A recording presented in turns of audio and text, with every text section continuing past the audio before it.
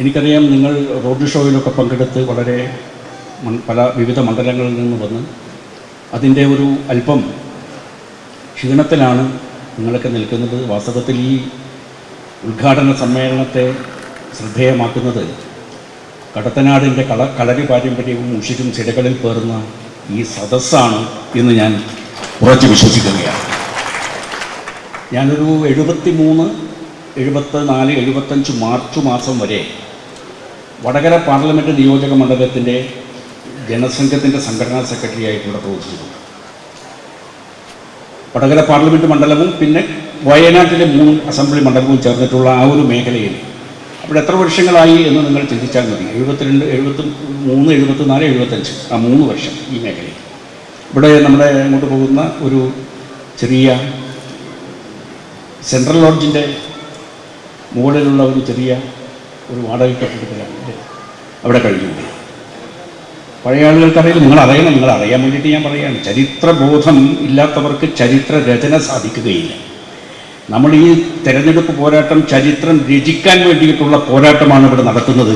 അതുകൊണ്ടാണ് ഞാൻ ഈ ചരിത്രബോധത്തിലേക്ക് നിങ്ങളുടെ ശ്രദ്ധയെ തിരിക്കാൻ വേണ്ടി ഉദ്ദേശിക്കുന്നത്. അത്രയേ ഉള്ളൂ. വടകര എങ്ങനെയാണ്? വടകരയിലിപ്പോൾ ഈ തെരഞ്ഞെടുപ്പ് രംഗത്ത് 2 പഴയ മുഖങ്ങളെയാണ് ഇടതും വലതും മുന്നണികൾ അവതരിപ്പിച്ചിട്ടുള്ളത്. നമ്മുടെ ദേശീയ ജനാധിപത്യ സഖ്യത്തിൻ്റെ സ്ഥാനാർത്ഥി, ആ സ്ഥാനാർത്ഥി പുതിയ മുഖമാണെന്ന് മാത്രമല്ല വലിയ തരത്തിലുള്ള ഒരു രാഷ്ട്രീയ പാരമ്പര്യമുള്ള ഒരു തറവാട്ടിൽ ജനിച്ച് വളർന്നു നമ്മുടെ യുവമോർച്ചയുടെ സംസ്ഥാന അധ്യക്ഷ സ്ഥാനത്തേക്ക് എത്തിയിട്ടുള്ള ഏറ്റവും ഊർജ്ജസ്വലനും ഉത്സാഹശാലിയുമായ ഒരു സ്ഥാനാർത്ഥിയെയാണ് നമുക്കിവിടെ ലഭിച്ചിട്ടുള്ളത്, ശ്രീ പ്രഫുല്ലകൃഷ്ണൻ. ആയഞ്ചേരിയിലെ പഴയ അച്ചോട്ടൻ്റെ തറവാട് മണലേരിക്കൊക്കെ അറിയാം, ഇല്ല?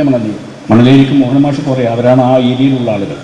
അതായത് ഭാരതീയ ജനസംഘത്തിൻ്റെ കാലത്ത് ഒരാളും ഒരിടത്തും നമ്മളെ സ്വീകരിക്കാൻ തയ്യാറില്ലാതിരുന്ന കാലത്ത് നമ്മുടെ ജനസംഘത്തിൻ്റെ നേതാക്കൾ പരമേശ്വർജി ഉൾപ്പെടെയുള്ള മാരാർജി, രാജഗോപാൽജി തുടങ്ങിയിട്ടുള്ള നമ്മുടെ പഴയ നേതാക്കന്മാർക്ക് പോയി കഴിഞ്ഞാൽ വെച്ച് വിളമ്പി ആഹാരം കൊടുത്ത് അവർക്ക് താമസിക്കാനുള്ള സൗകര്യം ചെയ്തു കൊടുത്ത് യാത്ര ചെയ്യാനുള്ള പണവും കീശയിൽ വെച്ച് കൊടുക്കുന്ന അത്രയും ഒരു സമൃദ്ധമായ ഒരു പാരമ്പര്യമുള്ള ഒരു വലിയ തറവാട്ടിൻ്റെ സന്തതിയാണ് നമ്മുടെ പ്രിയങ്കരനായിട്ടുള്ള ഈ പ്രഫുല്ലകൃഷ്ണൻ എന്ന് നിങ്ങൾ മനസ്സിലാക്കണം. അതൊക്കെ നമ്മൾ ഓർമ്മിച്ച് വേണം നമ്മൾ ഇനി പ്രവർത്തിച്ച് മുന്നോട്ട് പോകാൻ വേണ്ടി. ഓർമ്മകൾ മരിക്കുന്നില്ല, ഓർമ്മകൾ മരിക്കാൻ പാടില്ല. അതുകൊണ്ട് ഓർമ്മകളെ ഇടയ്ക്കിടയ്ക്ക് ഓർമ്മിപ്പിച്ചു കൊണ്ടിരിക്കുക എന്നുള്ളത് എന്നെപ്പോലെയുള്ള ഏതാണ്ട് 7.5 പതിറ്റാണ്ട് കഴിഞ്ഞ ഒരു ചെറുപ്പക്കാരനായി എനിക്ക് അത് പറയാതിരിക്കാൻ വേണ്ടി നിർവാഹമില്ല.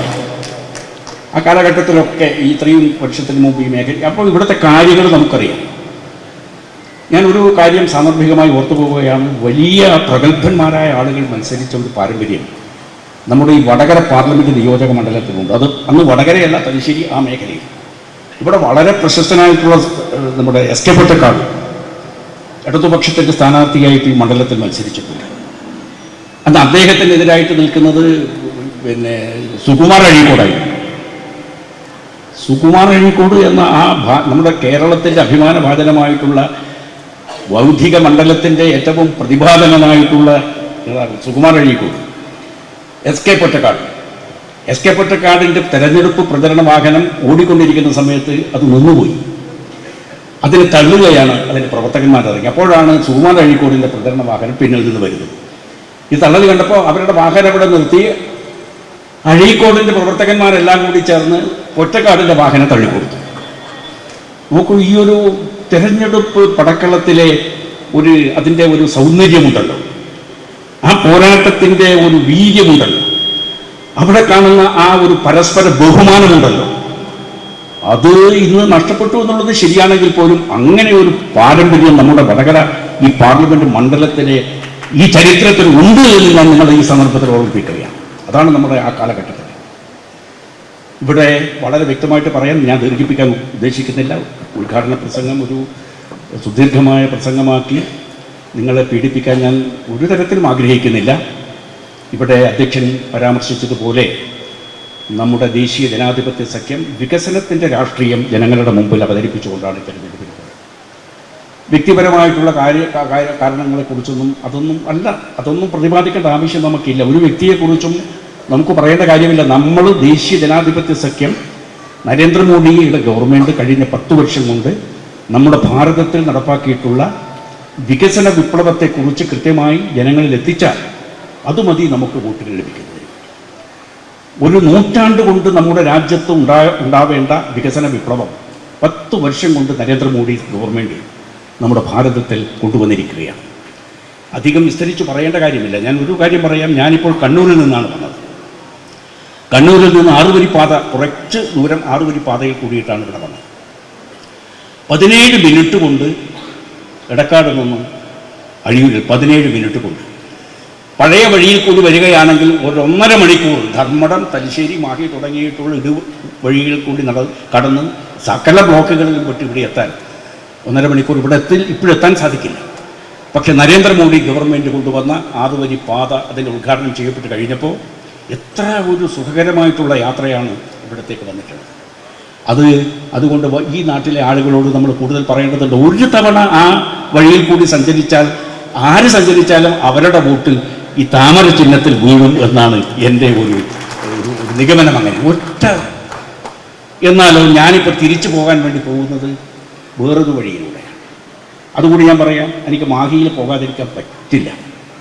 എനിക്ക് കുറച്ച് പെട്രോൾ അടിക്കണം എൻ്റെ വണ്ടിക്ക് മാത്രമേ പെട്രോൾ അടിക്കേണ്ടത് കേട്ടോ, എനിക്ക് വേണ്ട. ആ പെട്രോൾ അടിക്കാൻ എനിക്ക് കേരളത്തിൽ പിണറായി വിജയൻ സർക്കാരിൻ്റെ ഈ സംസ്ഥാനത്ത് പോയാൽ എൻ്റെ കീശ കാലിയാവും. എൻ്റെ കീശ കാലിയാവില്ല, ഹരിദാസൻ്റെ കീശയാണ് കാലിയാവും. ഹരിദാസൻ്റെ കീശ കാലിയാവും. ഹരിദാസൻ എനിക്കൊരു ഗ്യാരണ്ടി തന്നിട്ടില്ല കേട്ടോ, ഞാൻ നിങ്ങളോട് പറഞ്ഞിരുന്നുണ്ട്. മോഡിയുടെ ഉറപ്പ് വിശ്വസിച്ചിട്ടാണ് മോഡിയുടെ ഈ നേതാവിൻ്റെ എനിക്ക് തിരിച്ചു പോകാനുള്ള പെട്രോൾ വളരെ നന്നായി അടിച്ചു തരുന്നുള്ള ഉറപ്പ് കിട്ടിയതുകൊണ്ട് ഞാൻ മാഹി വഴി യാത്ര ചെയ്യും. എന്തുകൊണ്ട് മാഹിയിൽ പോകുന്നു? 13 രൂപയാണ് മാഹിയിൽ 1 ലിറ്റർ പെട്രോളിന് കുറവ്. 13 രൂപ. കേരളത്തിലെ പമ്പിൽ നിന്ന് അടിച്ചാൽ 13 രൂപ കൂടുതൽ കൊടുക്കണം. മാഹി ഭരിക്കുന്നത് നമ്മുടെ പാർട്ടിയാണ്.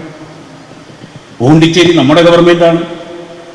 ഇപ്പുറത്ത് അഴിയൂരിലെത്തുമ്പോഴത്തേനും ഇവിടെ ഭരിക്കുന്നത് നമ്മുടെ ബഹുമാനപ്പെട്ട മുഖ്യമന്ത്രി പിണറായി വിജയൻ്റെ ഗവൺമെൻറ്റാണ്. 2 ഗവൺമെൻറ് അടുത്തടുത്ത ഗവൺമെൻറ്റാണ്. ഒന്ന് BJP ഗവൺമെൻറ്റാണ്, മറ്റേത് ഇടതുപക്ഷ ഗവൺമെൻറ്റാണ്. ഈ ഗവൺമെൻറ്റിൻ്റെ ഭരണത്തിൽ നിങ്ങൾ നോക്കൂ, യാത്ര ചെയ്യേണ്ട നമുക്ക് 1 ലിറ്റർ പെട്രോളിന് 13 രൂപ മാഹിയിൽ പോയാൽ നമുക്ക് കുറച്ച് കിട്ടും. അതാണ് ഈ വ്യത്യാസം. ഇത്രയൊക്കെ കാര്യങ്ങൾ നമ്മൾ ഒന്ന് കണക്കിലെടുത്താൽ മതി. കൂടുതൽ കാര്യങ്ങൾ പറഞ്ഞ് നമ്മൾ സമയം കളയണ്ട. നിങ്ങൾ വടകര റെയിൽവേ സ്റ്റേഷനിൽ പോയി നോക്കൂ. വടകര റെയിൽവേ സ്റ്റേഷനിൽ തിരിച്ചറിയില്ല പണ്ടത്തെ റെയിൽവേ സ്റ്റേഷനാണോ അത്? അവിടെ എങ്ങനെ അതിഗംഭീരമായിട്ടുള്ള വികസന പ്രവർത്തനം നടക്കുകയാണ്. നമുക്ക് കണ്ണുള്ളവർക്കത് കാണാം, ചെവിയുള്ളവർക്ക് കേൾക്കാം, മനസ്സുള്ളവർക്കത് മനസ്സിലാക്കാം.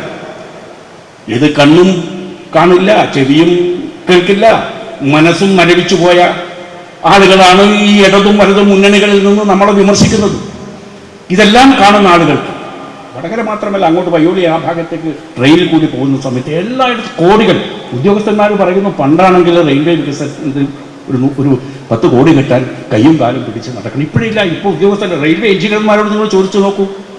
ഇഷ്ടം പോലെ പണം കേരളത്തിലെ റെയിൽവേയുടെ വികസനത്തിന് ഇഷ്ടം പോലെ പണം മോഡി ഗവൺമെൻറ് വാരിക്കോരി കൊടുത്തുകൊണ്ടിരിക്കുകയാണ്. അതുകൊണ്ട് റെയിൽവേ വികസനത്തിൻ്റെ കാര്യത്തിൽ ഒരു പുതിയ വിപ്ലവത്തിൻ്റെ ചക്രവാളം തന്നെ കേരളത്തിൽ തുറക്കപ്പെട്ടിരിക്കുക. നമ്മുടെ ഗവൺമെൻറ്റല്ലേ ഇത്? മോഡി ഗവൺമെൻറ്റല്ലേ ഇത്? പിന്നെ ആർക്കാണ് ഇവർ വോട്ട് കൊടുക്കാൻ വേണ്ടി പോകുന്നത്? LDFനും UDFനും. എന്താണ് അവരുടെ പരിപാടി? അവരെന്തിനാ കേരളത്തിൽ 2ആയി മത്സരിക്കുന്നത്? ഞാൻ പറയുന്നത് LDFൻ്റെ സ്ഥാനാർത്ഥിയോട് പറയുന്നത്, നിങ്ങൾ കൈപ്പത്തി ചിഹ്നത്തിൽ മത്സരിക്കൂ, അതാണ് നിങ്ങൾക്ക് നല്ലത്. കൈപ്പത്തി ചിഹ്നത്തിൽ മത്സരിക്കുന്ന ആളോട് പറയും, നിങ്ങൾ ഈ 2 ചിഹ്നത്തിൽ മത്സരിച്ച് കേരളത്തിൽ ജനങ്ങളെ കുട്ടികളാക്കരുത്.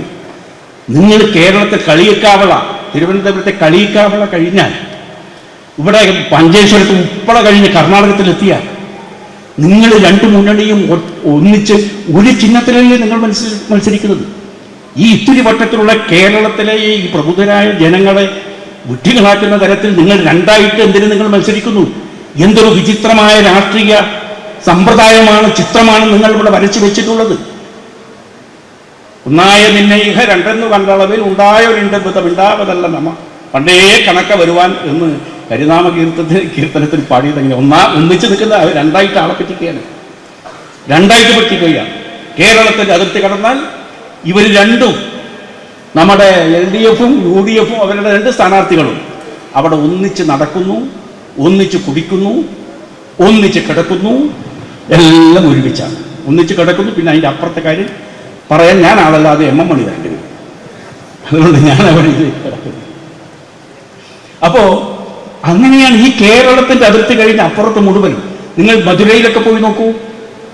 മധുരയിലൊക്കെ ശ്രീ രാഹുൽജിയുടെ ചിത്രം വെച്ചിട്ടാണ് ഇടതുപക്ഷ സ്ഥാനാർത്ഥിക്ക് മാർക്സിസ്റ്റ് പാർട്ടിയുടെ സ്ഥാനാർത്ഥി വോട്ട് പിടിക്കുന്നത്. അതിൻ്റെ ഒരു അത്ഭുതം ആലോചിച്ച് നോക്കൂ. കോൺഗ്രസിന്റെ സ്ഥാനാർത്ഥി അരിവാൾ ചുറ്റിക നക്ഷത്രവും പ്രദർശിപ്പിച്ചുകൊണ്ട് നെഞ്ചിൽ കുത്തിയിട്ടാണ് അവിടെയൊക്കെ വോട്ട് പിടിക്കുന്നത്. കേരളം മുറ്റുകഴിഞ്ഞാൽ ഇതാണ് ഇവരുടെ സ്ഥിതി. പിന്നെ എന്തിന് കേരളത്തിൽ മാത്രം LDFും UDFും കൂടി ഈ നാടകം കളിക്കുന്നു? ഈ ജനങ്ങളെ പറ്റിക്കാൻ വേണ്ടി മാത്രമല്ല ഈ നാടകം. ഈ രാഷ്ട്രീയത്തിന്റെ, വൃത്തികെട്ട രാഷ്ട്രീയത്തിന്റെ വേരുകൾ അറുക്കുവാൻ കിട്ടിയ സുവർണാവസരമാണ് നമ്മുടെ ഈ തെരഞ്ഞെടുപ്പ് എന്ന് തിരിച്ചറിയുവാനുള്ള ബുദ്ധി നമുക്കുണ്ടാവണമെന്നാണ് ഞാൻ നിങ്ങളോട് ഈ സന്ദർഭത്തിൽ അഭ്യർത്ഥിക്കുന്നത്. ഈ LDFും UDFും പ്രസക്തി നഷ്ടപ്പെട്ടു കഴിഞ്ഞിട്ടുള്ള 2 മുന്നണികളാണ്. കേരള പിറവിക്ക് ശേഷം 60 മുതൽ ഇവിടെ രൂപമെടുത്ത് പരസ്പരം തെറിപറഞ്ഞ് തെരഞ്ഞെടുപ്പ് കഴിഞ്ഞപ്പോൾ ജനങ്ങളെ കൊള്ളയടിച്ച് ആളുകളെ പറ്റിക്കുന്ന ഈ കാലത്തിന് ആവശ്യമില്ലാത്ത, ഈ നാടിന് ആവശ്യമില്ലാത്ത കാലഹരണപ്പെട്ട ഈ മുന്നണികളെ വേരോടുകൂടി പിഴുതെറിഞ്ഞ് അറബിക്കടലിന്റെ അഗാധ തലങ്ങളിലേക്ക് ചവിട്ടി അരച്ച് കളയുവാനുള്ള ശക്തി നമ്മൾ ഇവിടുന്ന് കാണിക്കണം. അതുകൊണ്ട് വടകര പാർലമെന്റ് നിയോജക മണ്ഡലത്തിലെ പ്രബുദ്ധരായ വോട്ടർമാർ അതിന് തയ്യാറാണ്. എല്ലാ രംഗത്തും വികസനത്തിൻ്റെ ഒരു വലിയ പട്ടിക നമുക്ക് നിരത്തി വെക്കാനുണ്ട്. അതിൽ നിങ്ങൾക്കറിയാം, എന്നേക്കാൾ നന്നായിട്ട് നിങ്ങൾക്കറിയാം. നിങ്ങളത് ജനങ്ങളോട് പറഞ്ഞുകൊണ്ടിരിക്കുന്ന പ്രവർത്തകരും പോരാളികളുമാണ് നിങ്ങൾ. അതുകൊണ്ട് നിങ്ങളോട് ഞാനിത് ആവർത്തിച്ച് പറഞ്ഞ് നിങ്ങളുടെ സമയം അപഹരിക്കാൻ വേണ്ടി ഞാൻ ആഗ്രഹിക്കുന്നില്ല. ഞാൻ സാധാരണ പറയാറുള്ളതുപോലെ ഈ തെരഞ്ഞെടുപ്പ് ഞാൻ ഒരു കാര്യം പറയാം. രാമജന്മഭൂമിയിൽ രാമക്ഷേത്രം വന്നു. അതിൻ്റെ ആ ഒരു ആവേശം ഇന്നും ഓരോ മനുഷ്യൻ്റെയും മനസ്സിൽ നിറഞ്ഞു നിൽക്കുകയാണ്. അതൊരു ക്ഷേത്രം എന്ന നിലയിൽ മാത്രമല്ല, അതിൻ്റെ ഒരു പ്രസക്തി, അതിൻ്റെ പ്രാധാന്യം. ഭാരതം എന്ന് പറയുന്ന നമ്മുടെ ചിരപുരാതനമായ ഈ പുണ്യഭൂമിയിൽ രാമനും കൃഷ്ണനും അതുപോലെ ശിവനും മഹാദേവൻ ഇങ്ങനെയുള്ള വിവിധ സംഭവങ്ങളുണ്ട്. നമ്മുടെ രാജ്യത്തിലെ ജനങ്ങളെ സ്വാധീനിക്കുന്ന സംഭവങ്ങളുണ്ട്, ചരിത്ര സംഭവങ്ങളുണ്ട്. അതിൻ്റെ അടിസ്ഥാനത്തിൽ രാമജന്മഭൂമിയിൽ രാമക്ഷേത്രം നമ്മൾ ഇതുവരെ എന്തെല്ലാം ജനങ്ങളോട് വാഗ്ദാനം കൊടുത്തിട്ടുണ്ടോ ആ ഓരോ വാഗ്ദാനങ്ങളും നമ്മൾ ഒന്നിനു പുറകെ ഒന്നായി നിറവേറ്റിക്കൊണ്ടിരിക്കുകയാണ്. തെരഞ്ഞെടുപ്പ് കാലത്ത് പ്രകടന പത്രികയിൽ പറയുന്ന വാഗ്ദാനങ്ങൾ അത് ജനങ്ങളുടെ തെരഞ്ഞെടുപ്പ് കഴിയുമ്പോൾ ചവറ്റുകുട്ടയിലേക്ക് വലിച്ചെറിയാനുള്ളതല്ല എന്ന് തെളിയിച്ച ഭരണമാണ് നരേന്ദ്രമോദിയുടെ ഗവൺമെന്റ്. അതുകൊണ്ട് അവിടുത്തെ പ്രതിഷ്ഠ, ഇവിടെ നിന്നൊക്കെ ഇപ്പോൾ കണ്ണൂരിൽ നമ്മുടെ നാട്ടിൽ നിന്നൊക്കെ എത്രയോ തീവണ്ടികൾ പോയി വന്നവരൊക്കെ എന്തൊരു അഭിമാനത്തോടു കൂടിയാണ് പറയുന്നത്. അയോധ്യയിൽ പോയിട്ട് വന്ന ആളുകളുടെ ഹൃദയം ഭക്തി നിർഭരമാണെന്ന് മാത്രമല്ല, ദേശഭക്തി കൊണ്ടും അത് നിർഭരമാണ്. ദൈവഭക്തി മാത്രമല്ല, നമുക്ക് ദേശഭക്തി, ആ ദേശഭക്തിയുടെ ഒരു ഇതാണ്. അതുകൊണ്ടാണ് നമ്മൾ കണ്ടില്ലേ ഇവിടെ വന്ദേ ഭാരതം ആലപിച്ചല്ലോ നമ്മുടെ സഹോദരി. ആ വന്ദേ ഭാരതം എന്നുള്ളതൊരു മഹാമന്ത്രമാണത്. അത് ഭാരത് മാതാ കി ജയ് എന്നുള്ള മന്ത്രത്തിൽ നിന്നാണ് നമ്മൾ ഈ കാലം മുഴുവനും ഈ നാട്ടിൽ പിടിച്ചു നിന്നത്. എത്ര കഷ്ടനഷ്ടങ്ങൾ, ദുരിതങ്ങൾ, ജീവിത യാതനകൾ, കണ്ണീർ കടലുകൾ താണ്ടിയിട്ടാണ് നമ്മുടെ ആളുകൾ ഈ പ്രസ്ഥാനത്തെ പടുത്തുയർത്തി ഇന്നത്തെ നിലയിൽ എത്തിയതെന്ന് മനസ്സിലാക്കണം. അതിൻ്റെ ആളുകൾ എനിക്കറിയാവുന്ന ഒരുപടി മുഖങ്ങൾ നമ്മുടെ മുന്നിലിരിക്കുകയാണ്. ഞങ്ങളൊക്കെ ഒരുമിച്ച് അന്ന് പ്രവർത്തിച്ച് ഇവിടെയൊക്കെ എത്ര കൊലപാതകങ്ങൾ നടന്നു നമ്മുടെ ഈ രാജ്യത്ത്, ഈ മണ്ഡലത്തിൽ. തലശ്ശേരിയും കുത്തുപറമ്പൊക്കെ ഉൾപ്പെടെയല്ലേ എത്ര കൊലപാതകങ്ങൾ. ഈ കൊലപാതക രാഷ്ട്രീയത്തിന് അറുതി വരുത്തണ്ടേ? നമ്മുടെ TP ചന്ദ്രശേഖരനെ 51 വെട്ടി കൊല്ലുന്ന ഒരു പാർട്ടി, ആ പാർട്ടിക്ക് ഈ മണ്ണിൽ നിലനിൽക്കാൻ എന്ത് അധികാരമാണ്, എന്ത് അവകാശമാണ് ഉള്ളത്? എത്രയെത്ര നിരപരാധികളായിട്ടുള്ള മനുഷ്യരെ രാഷ്ട്രീയ വൈരാഗ്യം കൊണ്ട് വെട്ടിനുറുക്കി തെരുവുകളിൽ കൊന്നൊടുക്കിയിട്ടുള്ളതിൻ്റെ ചോരയുടെ മണം ഇന്നും നമ്മുടെ മണ്ണിൽ നിന്ന് മാറിയിട്ടില്ല എന്ന ഒരു രസിക്കാത്ത സത്യത്തിൻ്റെ മുമ്പിലാണ് നമ്മൾ ഈ തെരഞ്ഞെടുപ്പ് പോരാട്ടത്തിൻ്റെ പടക്കളത്തിൽ ഈ അണിനിരന്നിട്ടുള്ളത് എന്ന് നാം മനസ്സിലാക്കേണ്ടതായിരുന്നു. അത്തരത്തിലുള്ള ഒരു ചരിത്രമാണ്. ഇതൊന്ന് തിരുത്തണ്ട. ഇവിടെ മനുഷ്യന്റെ സ്നേഹവും സാഹോദര്യവും അതോടൊപ്പം നമുക്ക് വികസനം, നമ്മുടെ നാട്ടിൽ വികസനം കൊണ്ടുവന്ന് മഹാത്മജി പറഞ്ഞതുപോലെ നമ്മുടെ ഓരോ നടപടിയും നമ്മുടെ നാട്ടിലെ അങ്ങേയറ്റം കിടക്കുന്ന ഒരു സാധാരണക്കാരന്റെ കുടിലുകളിൽ വെള്ളവും വെളിച്ചവും സമൃദ്ധിയും എത്തിക്കുന്ന ഒരു ഭരണ സംവിധാനം, അതാണ് നരേന്ദ്രമോദി നടത്തുന്നത്. മോദിജി 14 അധികാരത്തിൽ വന്ന് ഓഗസ്റ്റ് 15-ാം തീയതി ആദ്യം ചെങ്കോട്ടയിൽ ത്രിവർണ്ണ പതാക ഉയർത്തിയപ്പോൾ നടത്തിയ പ്രസംഗത്തിൽ അദ്ദേഹം പറഞ്ഞ ഒരു മഹാകാര്യമാണ് ശൗചാലയം പണിത് കൊടുക്കുക. 12 കോടി പാവപ്പെട്ട മനുഷ്യർക്ക് ഇന്ന് ശൗചാലയം പണിത് പൂർത്തീകരിച്ച് കഴിഞ്ഞിരിക്കുകയാണ്. അതൊരു ചെറിയ കാര്യമല്ല. ഗാന്ധിജിയുടെ ഹൃദയസ്പന്ദനം, ഗാന്ധിജി ഭാരതത്തിലെ ജനങ്ങൾ ദണ്ഡിയാത്ര നടത്തി ഉപ്പ് കുറുക്കാൻ ഗാന്ധിജി സമരത്തിന് ആഹ്വാനം ചെയ്തപ്പോൾ ഗാന്ധിജിയെ പരിഹസിച്ചിട്ടുള്ള ആളുകളെന്ന് കോൺഗ്രസ് നേതൃത്വത്തിൽ ഉണ്ടായിരുന്നു. ഇതാണോ സമരം? പക്ഷെ ഉപ്പിന്റെ പ്രാധാന്യം ഗാന്ധിജിക്കറിയാം. ഉപ്പ് ഓരോ വീട്ടിലും, അത് ഏത് തരത്തിൽപ്പെട്ട മനുഷ്യരായാലും ഓരോ കുടുംബത്തിലും ഉപ്പ് വേണം. ഉപ്പ് ഒരു അടിസ്ഥാന പ്രമാണമാണ്. ജീവിതത്തിന്റെ ഒരു പരമമായ സുഗന്ധമാണ് ഉപ്പ്. ആ ഉപ്പിന്റെ ശാസ്ത്രം കൃത്യമായി തിരിച്ചറിഞ്ഞിട്ടുള്ള ഒരു വലിയ സമര സേനാനിയായിരുന്നു, സമരശാസ്ത്രത്തിന് രൂപം കൊടുത്തിട്ടുള്ള ഒരു മഹാ സാങ്കേതിക ടെക്നോക്രാറ്റ് ആയിരുന്നു മഹാത്മാ ഗാന്ധിജി എന്ന് നാം മനസ്സിലാക്കണം. ആ ഗാന്ധിജിക്ക് ദണ്ഡി സത്യാഗ്രഹം അങ്ങനെയാണ് പറഞ്ഞത്, ഉപ്പ് കുറുക്കിയുള്ള സത്യാഗ്രഹം. ആ മാതൃകയിലാണ് ഓരോ വീട്ടിലും ശൗചാലയങ്ങൾ സൗജന്യമായിട്ട് 12 കോടി ആളുകൾക്ക് കൊടുത്തു നമ്മുടെ പ്രധാനമന്ത്രി കഴിഞ്ഞ 10 വർഷത്തിൽ. ഇങ്ങനെ ഓരോ കാര്യങ്ങളും, അതൊന്നും ഇപ്പോൾ ഞാനിവിടെ വിസ്തരിച്ച് പറയാൻ വേണ്ടി ആഗ്രഹിക്കുന്നില്ല. നമ്മൾ ഒരുപക്ഷെ നിങ്ങൾ ശ്രീമതി പത്മജയുടെ വാക്കുകൾ കൂടി കേൾക്കാൻ കാത്തു നിൽക്കുന്ന ആളുകളായിരിക്കുമെന്ന് എനിക്ക് കൃത്യമായിട്ട് അറിയാം. അതുകൊണ്ട് ഞാൻ ഈ ഉദ്ഘാടന പ്രസംഗം നിർത്താൻ വേണ്ടി ആഗ്രഹിക്കുന്നില്ല. ഞാൻ പറഞ്ഞു വന്നത്, രാമക്ഷേത്രത്തിൻ്റെ പണി പൂർത്തിയായി, അവിടെ പ്രതിഷ്ഠാകർമ്മം പ്രാണപ്രതിഷ്ഠ കഴിഞ്ഞു. ഭാരതത്തിൽ മാത്രമല്ല, ലോകമാസകലമുള്ള ഭാരതത്തിൻ്റെ ആളുകൾക്ക്, ഭാരതത്തിൻ്റെ മക്കൾ അതിൽ വലിയ ആത്മാഭിമാനത്തോടുകൂടി നിൽക്കുകയാണ്. അത് നമ്മുടെ രാമമന്ത്രം എന്നുള്ളത് നമ്മുടെ പ്രവർത്തനത്തിൻ്റെ അടിസ്ഥാനപരമായൊരു മന്ത്രമാണ് രാമമന്ത്രം. അതുകൊണ്ടാണ് സ്വാതന്ത്ര്യ സമരത്തിൻ്റെ സർവ്വസൈനാധിപനായിരുന്ന മഹാത്മജി രഘുപതി രാഘവ രാജാറാം പതിത പാവന സീതാറാം, അദ്ദേഹത്തിൻ്റെ എല്ലാ സ്വാതന്ത്ര്യ സമര പ്രസംഗങ്ങളിൽ, സമ്മേളനങ്ങളിൽ ഇതായിരുന്നു അദ്ദേഹം.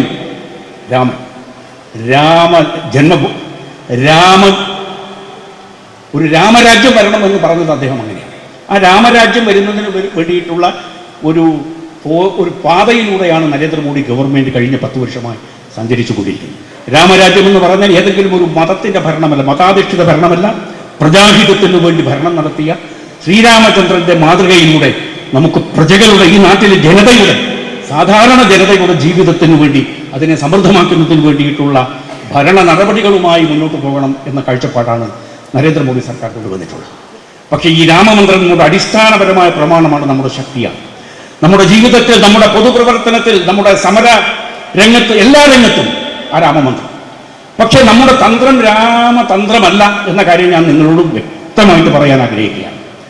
രാമതന്ത്രം നമുക്ക് തെരഞ്ഞെടുപ്പ് പോരാട്ടത്തിൽ പ്രയോഗിക്കാനേ പറ്റില്ല. രാമമന്ത്രം മാത്രമേ പാടുള്ളൂ. നമ്മുടെ തെരഞ്ഞെടുപ്പ് പടക്കളത്തിലെ കുരുക്ഷേത്ര മഹായുദ്ധത്തിലെ തന്ത്രം എന്ന് പറയുന്നത് കൃഷ്ണതന്ത്രമാണ്. ശ്രീകൃഷ്ണന്റെ തന്ത്രം, ശ്രീരാമന്റെ മന്ത്രം, രാമമന്ത്രവും കൃഷ്ണതന്ത്രവും കൂടി കൂട്ടിയോജിപ്പിച്ചുകൊണ്ടുള്ള ഒരു ടെക്നോളജി നമ്മൾ വികസിപ്പിച്ചെടുത്തത് പ്രയോഗിച്ചുകൊണ്ടിരിക്കുകയാണ്. അതൊരു വലിയ കുരുക്ഷേത്ര മഹായുദ്ധത്തിൽ കൃഷ്ണൻ എന്താണോ പറഞ്ഞത്, കൃഷ്ണൻ കാണിച്ചു തന്ന മാർഗമുണ്ട്. അല്പസ്വല്പം ആ മാർഗങ്ങളൊക്കെ നമുക്ക് ചെയ്യാം. എന്ന് പറഞ്ഞാൽ തെരഞ്ഞെടുപ്പിലും അതുപോലെ പ്രണയത്തിലും അത് സാക്ഷാത്കരിക്കാൻ വേണ്ടി എന്തും ചെയ്യാം എന്നുള്ള ഒരു പഴമൊഴിയുണ്ട്. ഞാൻ പറഞ്ഞതല്ല, ഒരു പഴമൊഴിയുണ്ട്. തെരഞ്ഞെടുപ്പിലും അതുപോലെ പ്രണയത്തിലും അത് നേടിയെടുക്കാൻ വേണ്ടിയിട്ട് കുറച്ച് ഒക്കെ കാര്യങ്ങളൊക്കെ ചെയ്യാം എന്നുള്ളത്. പക്ഷെ ഇന്ന് ചെയ്യുന്നത് പോലെ ചെയ്യുന്നത് കേട്ടോ. ഇന്ന് പ്രണയം പരാജയപ്പെട്ടിട്ട്, പ്രണയമല്ല, അതിൽ പ്രണയമില്ല, അതിൽ കാമം മാത്രമേ ഉള്ളൂ. അതുകൊണ്ടാണ് പരാജയപ്പെടുന്ന പ്രണയത്തിൻ്റെ പേരിൽ നമ്മുടെ കുട്ടികളെ, പെൺകുട്ടികളെയൊക്കെ തീക്കൊളുത്തി കൊള്ളുന്നത്, കുത്തിക്കൊള്ളുന്നത്, എന്തൊക്കെ നടന്നു ഇവിടെ ഒക്കെ നടന്നില്ലേ? സാധാരണ പറയാറുണ്ട്, പ്രണയം പരാജയപ്പെട്ടാൽ അത് കവിതകളായി തീരും, പ്രണയം വിജയിച്ചാൽ അത് കുടുംബ കലഹമായി തീരും എന്നാണ്. അതാണ് അതിൻ്റെ അർത്ഥം. അതുകൊണ്ട് ഇക്കാര്യത്തിലൊക്കെ നമ്മൾ ഈ കുരുക്ഷേത്ര പോരാട്ടത്തിൽ നമുക്ക് ശ്രീകൃഷ്ണന്റെ തന്ത്രം തന്നെയാണ്. കുരുക്ഷേത്ര യുദ്ധത്തിൽ കൃഷ്ണൻ ഈ പാണ്ഡവപക്ഷത്തില്ലായിരുന്നുവെങ്കിൽ പരാജയപ്പെട്ടു പോയതിനെ പാണ്ഡവപക്ഷം. കൃഷ്ണന്റെ സാരഥ്യമാണ് അതിന്. അതുകൊണ്ടാണ് കുരുക്ഷേത്ര മഹായുദ്ധം അങ്ങനെ കൊടുമ്പിരി കൊള്ളുമ്പോൾ അർജുനന് നേരെ ഒരു വലിയ നാരായണാസ്ത്രം കൗരവസേനാധിപൻ അവിടെ തൊടുപ്പെട്ടു. നാരായണാസ്ത്രം എന്ന് പറഞ്ഞാൽ ഇത് സർവസംഹാര ശക്തിയുള്ള ഒരു മഹാ അസ്ത്രമാണ്. അതിന് നേരിടാൻ ഒരു പകരമില്ല, ഒരു പ്രതിവിധിയില്ല. ആ അസ്ത്രം അവിടെ നിന്ന് ചീറിപ്പാഞ്ഞു വരുമ്പോൾ തേര് തെളിച്ചുകൊണ്ടിരുന്ന കൃഷ്ണൻ അർജുനോട് പറഞ്ഞു, അർജുന ഇരുന്നോളാൻ വേണ്ടി പറഞ്ഞു. അവിടെ എഴുന്നേറ്റ് നിൽക്കരുത്, ഇരിക്കാൻ വേണ്ടി പറഞ്ഞു. തേർത്തടത്തിൽ ഇരുന്നു അർജുനൻ. തൽസ്ഥാനത്ത് തേര് തെളിച്ചുകൊണ്ടിരുന്ന കൃഷ്ണൻ എഴുന്നേറ്റ് നിന്നു. അങ്ങനെ പുഞ്ചിരിച്ചുകൊണ്ട് യുദ്ധക്കളത്തിൽ വെച്ചല്ലേ ഭഗവത്ഗീത ഉണ്ടായത്. നിങ്ങൾ നോക്കൂ, ലോകത്ത് എവിടെയെങ്കിലും അങ്ങനെ ഉണ്ടായിട്ടുണ്ടോ? ദശലക്ഷക്കണക്കിന് പട്ടാളക്കാർ മുഖാമുഖം ഏറ്റുമുട്ടാൻ വേണ്ടി സർവശസ്ത്രധാരികളായി പോർവിളികളുമായി നിൽക്കുന്ന ഒരു രംഗത്ത് സാക്ഷാൽ ഭഗവത്ഗീത കൊടുക്കാൻ കഴിഞ്ഞിട്ടുള്ള ഒരു മഹാ അത്ഭുതമല്ലേ നമ്മുടെ ശ്രീകൃഷ്ണൻ? അതാണ് ശ്രീകൃഷ്ണൻ. അപ്പോൾ നാരായണാസ്ത്രം ചീറിപ്പാഞ്ഞു വരുമ്പോൾ അർജുനനോട് തേർത്തട്ടിൽ ഇരിക്കാൻ പറയുകയും ശ്രീകൃഷ്ണൻ എഴുന്നേറ്റ് നിൽക്കുകയും ചെയ്തു. കൃഷ്ണന്റെ കഴുത്തിനടുത്തേക്ക് വന്ന നാരായണാസ്ത്രം ഒരു പൂമാലയായി അദ്ദേഹത്തിന്റെ കഴുത്തിൽ വീഴുകയാണ് ഉണ്ടായത്. ഇങ്ങനെ എതിരാളികളുടെ ഏത് പ്രയോഗത്തെയും ആയുധ പ്രയോഗത്തെയും പുഷ്പഹാരങ്ങളാക്കി മാറ്റാൻ കരുത്തുള്ള പ്രവർത്തകരാണ് ദേശീയ ജനാധിപത്യ സഖ്യത്തിന്റെ പ്രവർത്തകന്മാരെന്നും അതിന് നേതൃത്വം കൊടുക്കാൻ കരുത്തുള്ളവനാണ് നമ്മുടെ പ്രിയങ്കരനായ ശ്രീ പ്രഫുല്ല കൃഷ്ണൻ. പ്രഫുല്ലം എന്ന് പറഞ്ഞാൽ ഉദിച്ചുയരുകയാണ്, പ്രഫുല്ല രവി എന്നൊക്കെ പറയാറുണ്ട്. എനിക്കതിനെക്കുറിച്ച് അറിഞ്ഞുകൂടാ, അതൊക്കെ പറയാൻ ഈ മാഷിക്കായിരുന്നു. മൂപ്പരിങ്ങനെ കുറേയൊക്കെ കവിതകളൊക്കെ പറഞ്ഞു കളിയടക്കം ഈ മാഷ് ഇവിടെ കൊയിലാണ്ടിയിൽ ഭഗത് സിംഗും ഇവിടെയൊക്കെ പയ്യോളിൽ പഠിപ്പിച്ച ഒരു അധ്യാപകനല്ലേ. പക്ഷെ ഇപ്പം പഠിപ്പ് കുറച്ച് മോശമായോ എന്ന് എനിക്ക് സംശയമുണ്ട്. വേണ്ടത്ര മനസ്സിലായ. അപ്പോൾ അങ്ങനെയുള്ള ആളാണ്. ഇതാണ് നമ്മുടെ ഇത്. അതുകൊണ്ട് രാമമന്ത്രവും കൃഷ്ണതന്ത്രവും ഈ ടെക്നോളജി ഉപയോഗിച്ചുകൊണ്ട് നമ്മുടെ ഈ കുരുക്ഷേത്ര മഹായുദ്ധം, ഈ തെരഞ്ഞെടുപ്പ് പോരാട്ടത്തിൻ്റെ പടക്കളത്തിൽ ഓരോ ഇഞ്ചും നമ്മൾ പോരാടുകയാണ്. നമ്മൾ തളരുകയില്ല, നമ്മൾ പിളരുകയില്ല. തളരാതെ പിളരാതെ വളരുന്ന ഒരു പ്രസ്ഥാനം, അതാണ് നമ്മുടെ പ്രസ്ഥാനം എന്ന് ജനങ്ങൾക്കറിയാം. ആ ശൗര്യത്തോടു കൂടി നമ്മൾ ഈ പോരാട്ടത്തിൽ മുന്നോട്ട് പോകേണ്ടതായിട്ടുണ്ട്. താമര വിരിയണം, സകലയിടത്തും താമര വിരിയണം.